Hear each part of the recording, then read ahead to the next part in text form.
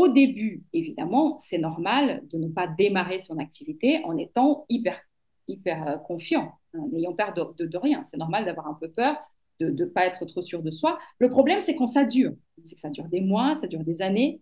Et au début, on a très souvent peur, et ces peurs-là sont liées à au départ, à notre compétence, parce qu'on croit qu'on n'est pas assez compétent. Je ne sais pas si vous allez vous reconnaître un peu dans ce que je vais raconter, mais on a très, très peur de ne pas être à la hauteur, d'avoir des clients pour lesquels ben, on ne va pas, voilà, on va pas qui vont pas atteindre leurs objectifs à cause de nous, parce qu'on n'est pas compétent, parce qu'on n'a pas su accompagner, parce qu'on n'a pas su animer les exercices, voilà, qui vont nous laisser un mauvais avis et Google. Cette peur n'existait pas quand j'ai démarré, qui vont nous laisser un mauvais avis Google. Mon activité, elle n'a même pas démarré. En fait, on me la plombe déjà avec un mauvais avis Google. Ne pas savoir répondre aux questions des clients. Être face à des gens pour qui la sophrologie ne va pas fonctionner. Donc, on a toutes ces peurs-là qui nous mettent dans un état d'esprit négatif, hein, on doute beaucoup. Et on commence, si ça dure longtemps, on peut même aller sur est-ce que j'ai fait la bonne formation? Est-ce que j'aurais pas dû aller dans une école, dans l'autre école, là, on me disait qu'elle était mieux. On peut même arriver jusqu'à est-ce que la sophrologie fonctionne vraiment? Est-ce que c'est une arnaque, cette histoire de sophrologie? Donc, voilà. Alors, je sais que tout le monde n'arrive pas à ce point-là. Je suis en train de peindre un tableau assez noir. Mais quoi qu'il en soit, très souvent, on se sent petit, on se sent amateur. Et on peut arriver à avoir presque honte d'assumer qu'on est sophrologue. Parce qu'on se dit, euh, merde, j'ai déjà fini ma formation, j'ai déjà été certifiée pour certains, et j'ai peur encore, j'ai peur qu'on me pose des questions auxquelles je ne vais pas savoir répondre. Donc forcément, tout ça, alors certains appellent ça le syndrome de l'imposteur, alors qu'on l'appelle comme ça ou pas, on a cette sensation un peu d'être une imposture. Et si on a ce sentiment-là à l'intérieur de soi, euh, ça crée une espèce de... On est déchiré entre deux sentiments.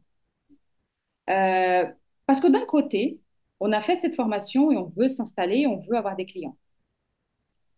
Donc, on va tout faire pour avoir des clients, etc. On va démarcher, on va faire ci, on va faire ça. Sauf que quand j'ai peur, quand je pense que je suis une imposture, j'ai peur qu'on découvre que je suis une imposture. J'ai peur du client, justement, qui va me laisser un mauvais avis Google parce que j'ai pas su faire en sorte qu'il atteigne son objectif. Donc, d'un côté, j'ai envie de développer, mon conscient, il a envie de développer, mais mon inconscient, il veut me protéger de ce que je vois comme un échec. Il veut me protéger de ce que je vois comme voilà, comme un danger pour moi. Donc, donc, je fais un pas en avant, j'avance d'une case, je recule de deux cases, j'avance de deux cases, je recule de quatre cases. Parce que si j'ai des clients, d'un côté, j'ai envie d'avoir des clients, et en même temps, si j'ai beaucoup de clients, bah, les gens vont voir que je suis mauvaise, que je ne sais pas ce que je raconte, que je ne suis pas bonne. Donc, il y a cette espèce de désalignement en permanence à l'intérieur de soi qui rend la prospection très difficile. Parce que d'un côté, on veut avoir des clients et en même temps, on a peur d'avoir des clients. Donc, quand on est dans cet état d'esprit-là, on a peur d'aller prospecter. Parce que prospecter, ça demande de bien connaître la sophrologie. Quelle tête je vais avoir si je fais une petite conférence? Alors, il n'y a pas besoin d'être très calé pour faire une conférence, hein. Moi, j'ai fait des conférences dans des petits salons quand j'avais 1 an d'activité. Mais quelle tête je vais avoir si je fais une conférence sur la sophrologie et qu'on me pose des questions auxquelles je ne sais pas répondre? Quelle tête je vais avoir si je vais voir un médecin, un kiné, un orthophoniste, un psychologue pour démarcher et qui me pose des questions, alors comment est-ce que la sophrologie peut aider quelqu'un qui a un eczéma et moi, je ne sais pas répondre. Donc, vous voyez, ça commence à nous miner un petit peu de l'intérieur. On a cette espèce de honte qui s'installe. Donc, on veut y aller, mais on n'y va pas. On commence cette espèce d'auto-sabotage. Ben, j'irai demain. Ah non, finalement, j'irai non, bah là, c'est la rentrée. Ils sont tous occupés. J'irai en octobre. Mais en octobre, c'est vrai qu'il y a les vacances scolaires. Non, après, c'est vrai qu'il y a Noël. Donc, bon, pourquoi on n'y va jamais? Et on est dans cette espèce de... voilà, on est déchiré entre ces deux sentiments. Et au bout de quelques temps, au bout de quelques mois, au bout de quelques semaines, au bout de quelques années, forcément, on est frustré, on est déçu parce qu'on a fait des efforts. Et finalement, on a quelques clients, mais pas tant que ça. Et on manque de confiance. forcément, c'est évident.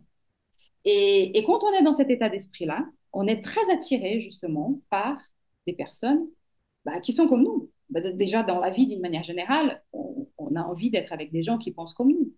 Les personnes qui sont autour de nous, nos amis, sont les personnes qu'on a pu choisir. En général, nos amis, c'est des personnes qui pensent plus ou moins comme nous. Donc, on va être dans cette énergie très basse et on va être attiré, et on va attirer aussi des personnes qui sont dans cette énergie très basse. Donc, on va être là, dans cette espèce de soupe de trucs négatifs, à se dire, mais de toute façon, personne ne vit de ce métier, oui, oui, oui, je ne vais pas y arriver, de toute façon, personne n'y arrive. On est totalement démotivé et c'est compréhensible. Hein. Pourquoi est-ce que je ferais des efforts si je sais que je ne vais pas y arriver? Et si j'y arrive, c'est pour faire partie des 10% qui touchent un SMIC par mois. Franchement, je comprends qu'on n'ait pas envie d'y aller.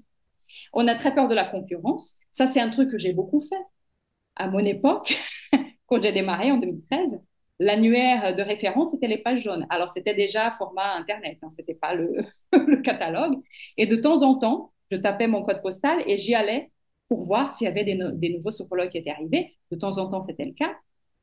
Et j'étais très affectée par l'arrivée d'un nouveau sophrologue. C'était une déchirure. Oh là là, encore un. J'ai passé une journée à digérer cette information. On commence à se laisser aussi affecter par les remarques désobligeantes d'autres sophrologues, voire on commence à faire des remarques désobligeantes parce qu'on n'a pas envie de voir les autres réussir. On peut commencer à s'envoyer des petits coups bas entre confrères et consoeurs. On commence à dire du mal de la concurrence.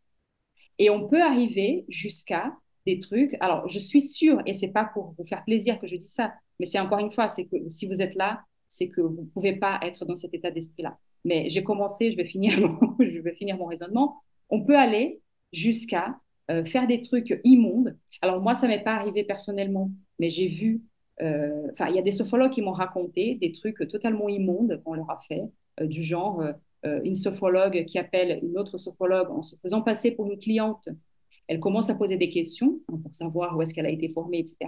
Et à la fin, je suis la seule sophrologue du coin, je suis la seule vraie sophrologue, et vous voilà.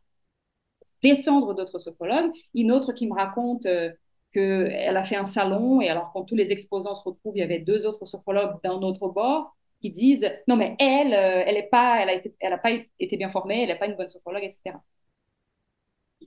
Ces personnes-là sont dans un état de manque de confiance, de déséquilibre mental, même, je dirais, très avancé. Et ces personnes-là se croient capables d'accompagner d'autres personnes.